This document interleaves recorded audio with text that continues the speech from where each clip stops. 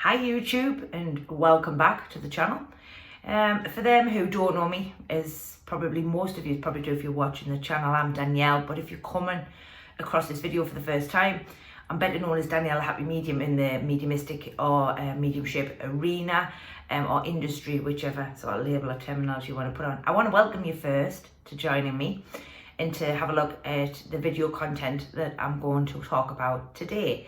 And I'm excited because it's one that was brought up in one of my classes this week, and one that I think is very helpful maybe for the beginner or for those who are maybe looking for something more when they're doing communications. And so in this video, we're going to look at what I call starting off. And the terminology or use of that statement, starting off, is very much where I want to start with how we start a communication, where we may need to find something that is helpful for us in order to be able to start off some kind of communication for the spirit world, or just sort of to get that certain sort of bit of first evidence is probably the better word I'm trying to look at there. I hope you enjoy the video. If you do like, subscribe and share the video with your friends, and maybe tell them about the channel. They can also come over and watch the video content that's available to you. So getting back to the subject topic matter, for me, and one thing that I strive very for when I'm doing mediumistic development or when I'm doing any sort of communication of my own is to keep my mind, as I call, as free as possible. And this can mean that I allow an awful lot more of spirit to dictate how the communication will start, or where it is that they would like to start within that communication. But I understand from a very beginner's point of view, and also even for a more advanced medium, that there is sometimes a tendency to worry, and a tendency to have a lot of fear, and a tendency to sort of not know where is best to start a communication, or how do I keep that communication moving. So it's important that I address them matters first before I give you why it is that I'm doing the video, because as we move through the process, we do start to trust more, and we start to accept more, and the mind becomes very much free to allow more and more of that communication. But in the beginning, there's a great need of control from the instrument, which is you, the medium. So I always say to my students, never, try to, do things before the time is right. And so what I say to students is, and a lot of you will probably resonate with this when I say it, most of you, when you are starting a communication, we'll start with a description. And that's what I call starting off. This is where you probably feel the most comfortablest in your development at this present time and moment. And that's an important point to recognize very, very early on, where you're comfortable. Because when we're comfortable, it means that there's going to be some growth eventually in that area. But at this time, that's where you feel the most, your mind feels the most safest.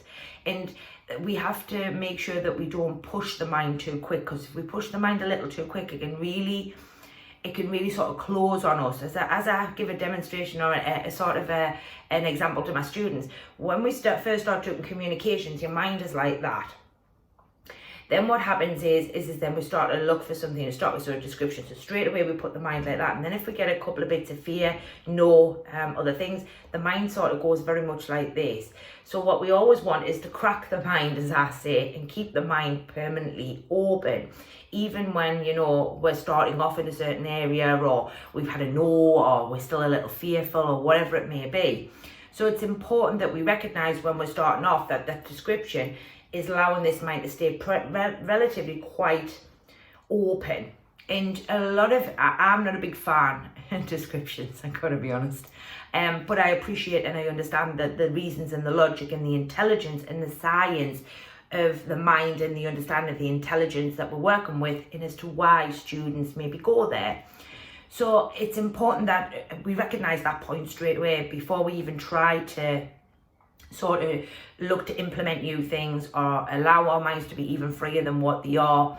And for me, I've sort of seen, I've seen this with lots of different students, descriptions, or wanting to know, is it a man or a woman, and other ones is ages, all of these sort of first, what I call starting off pieces of evidence.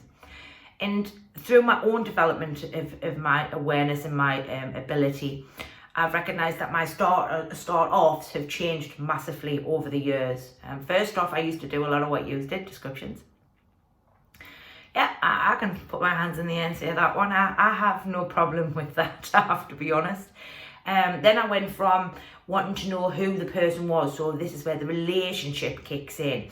Mom, dad, grandma, granddad, you know, wherever it is that that said person is there, excuse me. So I've seen these sort of starting off sort of pieces of awareness for me when I'm doing my mediumship. I'm now at a space where I'm open to anything. And that's for me, excuse me, I've got a terrible frog in my throat. For me, that's sort of now become where I don't really need any sort of starting off block. But in the process, in the movement of your development, you will find that you will need them starting blocks. Now, as I said to my students in classes, and I've said this before, most runners start on a block and then the gun goes off and away they go. Horses, for example, are kept in sort of like cage-like traps. And then when the bell goes, off they go. Same with greyhounds.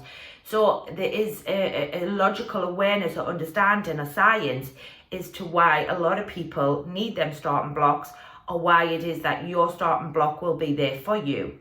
And I always say to students, don't take that out. Learn to work with that, because what's really happening there is the mind is saying, I'm accepting of the communication, but I just need a little more time. And time is something that we have along the journey. And I call it a journey of mediumship because that is exactly what it is. It's a journey. And as I spoke about my development, it went from obviously descriptions to, you know, people. And now it's very sort of just whatever, whenever, whatever's coming to me is what I will speak. So it's important that we recognise that journey, not only of the self-development, which I talked about in the last video, but also in your mediumistic development, because you will find that as you develop more and as you work more with spirit and you work more with your communications, these starting blocks will eventually, over time, come to disappear. Now, a lot of people will recommend to take them out, or, you know, recommend to do this, do that, do the other. I'm a big believer in letting the mind do what it needs to do, because the mind is a very clever thing, and as is the intelligence in which that we work with in the spirit world. They know what your mind can accept, the spirit communicators. They know what your mind is capable of at this present moment, at this present time, but also where your mind could be in 2 to 4 years, or where your mind may be in 2 to 4 weeks or 2 to 4 months. So it's about recognizing that where you may be having a starting block or using a starting block in your mediumship at the present moment in time. 6 months from now, you may not be using any one of them at all. So it's important that we very much recognize that upon the journey, and we make sure that we don't jump before the time is right, because jumping before the time is right can really not set your mediumship back, but it can set the mind back. And then that needs to be, there has to be a level of development again with the personal development and the self-awareness to recognize them fears and then put them fears right. So it's important that we keep these starting blocks, especially for the beginner. And the reason I specifically talk about that with the beginner force is the beginners is still sort of trying to get everything in place. And what I mean by that is the self-development, the awareness of energy, the symbols and the recognition of pictures and wording and all of them things that are very, very available to you as a beginner, and taking a long time to sort of master that and sort of allowing you to adjust and continuously grow and evolve. So in the beginning, I recommend that you start with your descriptions, or you start with who that person is. Now, some may disagree. I'm sure there's many who will, but I'm a big believer in that when you trust in the process or the journey, as I say, that the spirit world will eventually relax the mind, and you will relax the mind, and eventually you won't need any of them things, and it will come where it's like it becomes just like me, where you just accept whatever it is that's coming forward. The first thing that they give you is what you need to talk about. That takes time, and that's a process that, you know, can happen in, I mean, I've only been in the industry 8 years, But there's others who'll be in the industry 25 year, and then there's others who'll be in the industry only 2 year or 2 month or whatever. It's a personal acceptance and time of self-development and allowing that journey to unfold as it's meant to.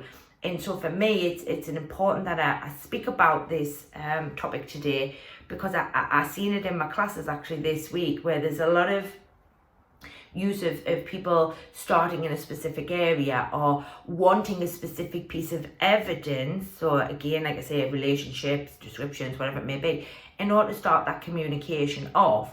And that's great, and there's absolutely nothing wrong with that. And when the time is right, you will find that helps or will change or evolve to where you won't need any of them things at all. The biggest thing within this topic, and very much in regards to this sort of start and block arena, is that it's important to do the journey at your time and at your pace, and to do it with what you feel is correct for you as the instrument, rather than what everybody else is doing. Because when we're doing what everybody else is doing, we're not really being true to who we are within our own development. And we can find that we can maybe try to change our development or change our way of working for the spirit world in order to fit the masses, rather than the uniqueness of which is your journey and your mediumistic development. So if you're using a starting block of mediumship, let me know in the comments box. What is it? Where's it you feel most comfortablest when you're starting out? If you're not, congratulations and well done. You know, that's where we all sort of are heading for, and we will all get there in the end. If you feel as if you are stuck a little bit in that starting block, then maybe it's a time to have a little bit more sit down and an awareness with you as the instrument, and check in to say what's keeping you back in that area from completely transiting to that area of just allowing the spirit world to speak about what it is that they want to speak about. And it's about, again, just an acceptance. It's just an allowance. It's just an awareness as you move through them stages of your development. There's nothing wrong here. It is only that you are continuously evolving, growing and adjusting. And that's part of the journey. So I hope you've enjoyed the video. If you have, let me know, again, in the comments box. There will be a live end of the month, which is May. We're in May if you're watching this video. And we're going to be doing, and I'll be back on Tuesday with another segment of mediumistic development, and, you know, talking about anything that you want me to talk about. So if you're interested in me looking at a said topic matter, by all means, excuse me, put in the comments box below, or you can certainly email us at Danielle happymedium@co.uk, which is the website, and there's an email account on the back of that, or a contact us button. I look forward to sort of joining you again next Tuesday. Have a great day or great evening wherever you are in the world, and a fantastic weekend, and I'll see you all bright and breezy next Tuesday. Bye for now.